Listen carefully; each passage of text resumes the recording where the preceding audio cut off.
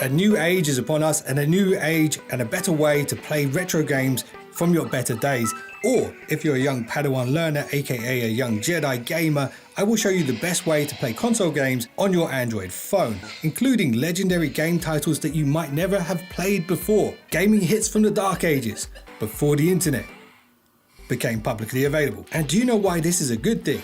It means that all of the games in this video are not internet dependent and have no advertising banners or pop-ups like modern Android games do. And this means if you're going off grid on a long haul flight with no Wi-Fi or data, these games will still run perfectly. And the cherry on the cake is that all of these emulators are entirely free. So here are my top 5 game emulators to try in 2023 on Android. Number 5. Okay, this emulator is in my top 5 for 5 good reasons. 1.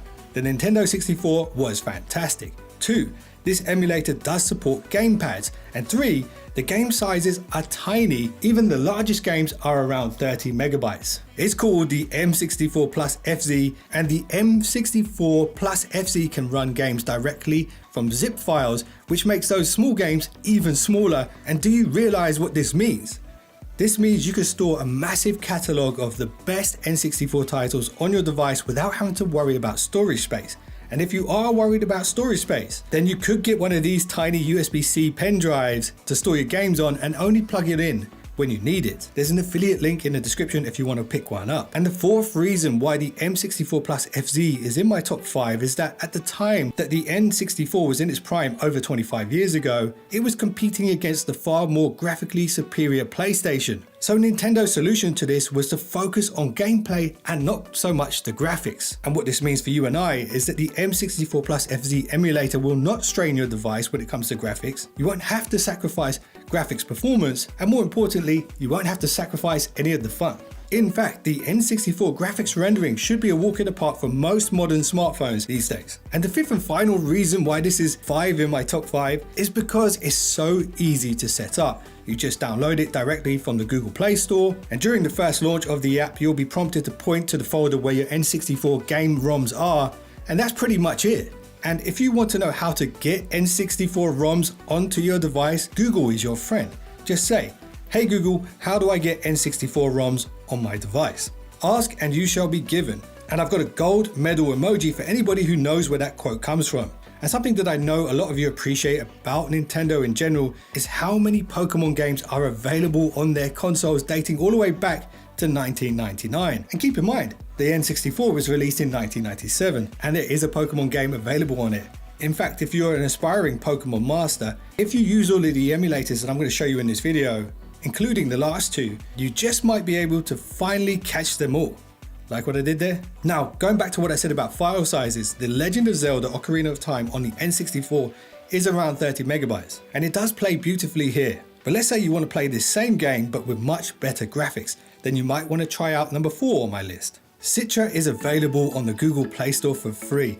Citra is a dedicated Nintendo 3DS emulator, and The Legend of Zelda Ocarina of Time was remastered for the 3DS, and it looks much better graphically on 3DS. However, the file sizes jump from 30 megabytes to 350 megabytes. Also, the demand on your processor's resources are much higher than the M64 Plus FZ emulator. So just be mindful of those facts and be aware that some games do not run as smoothly as others. And if you want to know which ones work the best, you can check out Citra's official website.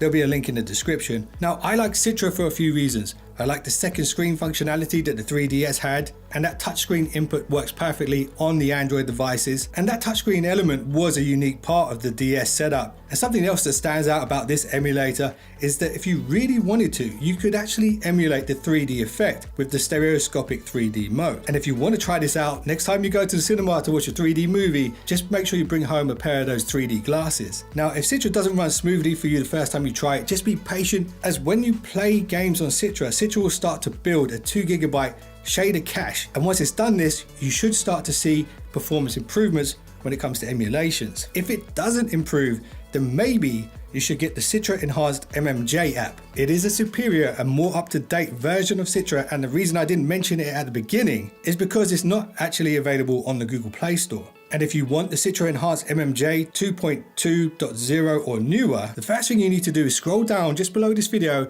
and see that button where it says subscribe. click that. Okay, I'm joking, you don't need to do that. All you need to do is visit the website in the description. You'll need to download and install from your web browser. This means you'll be prompted to enable permissions to install from unknown sources. And one detail that should be mentioned in videos like this that often isn't, is that if you're going to give this permission to your web browser, once you've downloaded and installed it, what you should really do is go back to your web browser app, go back to the permission settings and disable install from unknown sources, just to be safe. Now, if it's still running slow on the enhanced version of Citra, here's a couple of little tricks that you can try to speed things up. Make sure you exit your game first, go to the audio settings and disable audio stretching. Let's go back to your settings, go to the graphics menu and enable new 3DS mode. This was a mode that was designed specifically for newer 3DS games. So if you've got some ROMs that didn't play before on the original Citra, there's a chance they might actually play in this new 3DS mode. And I don't know if it's just my imagination, but when I switched on the new 3DS mode, it did seem to improve the emulator's performance on my device. It was either that, or maybe the shader cache finally kicked in after playing Luigi's Mansion for a little while. Anyway, here's a last resort trick for you if it's not running smoothly yet. If you go into settings, go into graphics and turn on the texture load hack. If you do this, you'll sacrifice the quality of the graphics, but it might actually help the games run more smoothly. It really is a last resort though, so don't use this if you don't need to. And also, something you should know, Citra isn't the only way to emulate 3DS games on Android. Stick around if this doesn't work for you, because there is a plan B.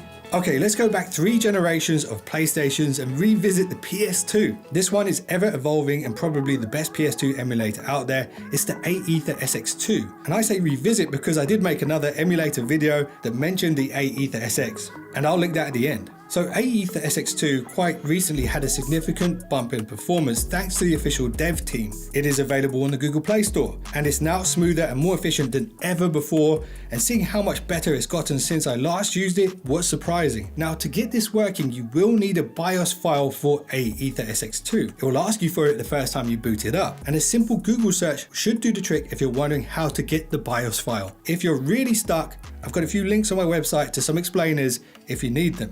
And trust me, don't stress out about this. It's easier than you think. It literally takes 2 minutes. Now, once you've got that part of the puzzle out of the way, then all you need to do is get your PS2 game ROM files. You might be wondering, how do I get PS2 ROM files? Once again, Google is your friend. And let me add a little disclaimer here. You can back up games that you own. You should not download games that you do not own, and this applies to all the emulator ROMs mentioned in this video, as well as TV series, movies, and music.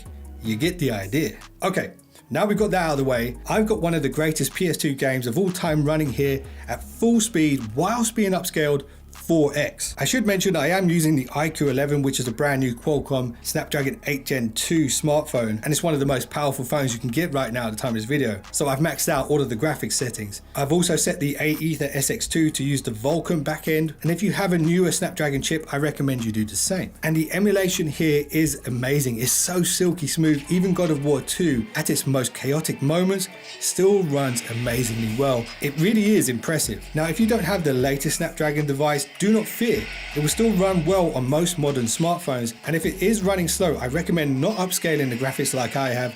Keep it on the native settings and you should be good to go. And there are various other settings that can speed up your emulation if you need them, and there are plenty of videos that will walk you through this. I'll link those in my blog post at whatgear.net. And of course, gamepads do work here, so you could actually hook up an official PlayStation controller to your phone if you want that proper PlayStation experience. So you really do have to try out the Aether SX2. One crucial thing that you need to know though is that the file sizes are enormous. God of War 2, for example, is over 7 gigabytes. But you know what? If you're going off grid or on a long haul flight, the storage space is a small price to pay for hours upon hours of uninterrupted premium tier gameplay with no ads. Totally worth it in my opinion. Number 2 on my list is a double-barreled smoking gun of an emulator. It is the Dolphin emulator. And if you haven't guessed by now, yes, I am a Nintendo fan. And if you are too, this may be your favorite emulator of them all, because it emulates one of Nintendo's most underrated consoles of all time, the GameCube, and also one of their best-selling consoles of all time, the Nintendo Wii. So the GameCube games are around 1 gigabyte in size, so that's far less devastating than the PS2 ROM file sizes. So this means you can load your device up with quite a few without having to worry about it too much. And the Dolphin emulator does support controllers as well, but setting up the buttons for this one is a little bit of a riddle, so let me help you with that. To do this, go to the home screen, go to settings, then go to GameCube input, then GameCube emulator controller 1. Now tap the word emulated. Here is the menu to bind the keys to whatever controller you're using, and you will need to do the same for the Wii controller inputs. But mapping the Wii controller inputs is far more tricky, as some games on the Wii did require the Wii remote and nunchuck, and you couldn't play it any other way. Games like Super Mario Galaxy, for example, will run perfectly on Dolphin. They'll just be hard to play with a traditional gamepad. Now, when I was mapping the buttons, I had to screenshot the original controllers and cross-reference the buttons to make sure I got the right ones in the right places, and I suggest you do the same unless you have a real one to hand. And if you really do want to play Wii games on the Dolphin emulator, I'd recommend just playing the games that supported the classic controller and avoid the headache of the nunchuck and remote setups. Now, let's talk about one emulator to rule them all, one emulator to find them, and one emulator to bring them all, and in the darkness, bind them. It's called émulateur. Now, the reason this is number one on my list is that it is different from the others. It's not the most powerful. That medal would probably go to the Aether SX2. It doesn't have the most beautiful interface. Maybe that would go to the Dolphin emulator. It is number one on this list because it's simply simple to set up and use. And more importantly, this one single emulator app can emulate 23 different retro games consoles. Now, I do realize RetroArch can do this too. Interesting fact for you, this is actually based upon RetroArch, but it's been designed to be easier to use.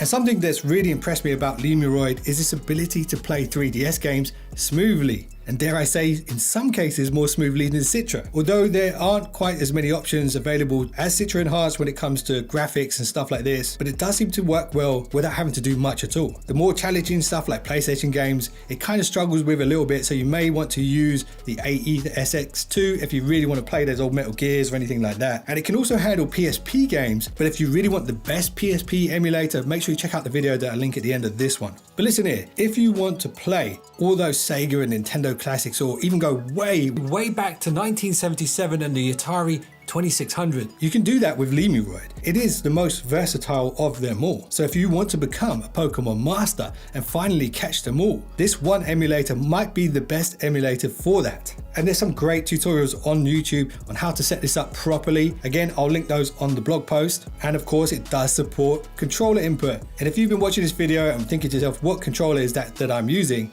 This is the GameSir X2 Pro. It is a beast for emulation and also for cloud gaming. It's officially Xbox licensed, so it's got all of the Xbox buttons, and it's also got back paddles and the all important and vital USB-C power delivery pass-through port. The reason this is vital is because emulation can be quite power hungry at times, and with this port, this means your phone can stay tethered to a power supply, let's say if you're on a plane or something like that, so you can game for as long as you like. If you want to pick one up, there will be an affiliate link below this video. Click that and you will be supporting the channel. Now, if you want to check out my other emulation video with the PSP and all that stuff, that's on screen right now. And if you don't want to emulate games and you just want to run native Android games offline, there's another thumbnail on screen that I think you might like. So feel free to check that out. And if you enjoyed this one, little thumbs up and subscribe would be appreciated. And if you've just done that, I'll see you in the next one. Don't be late.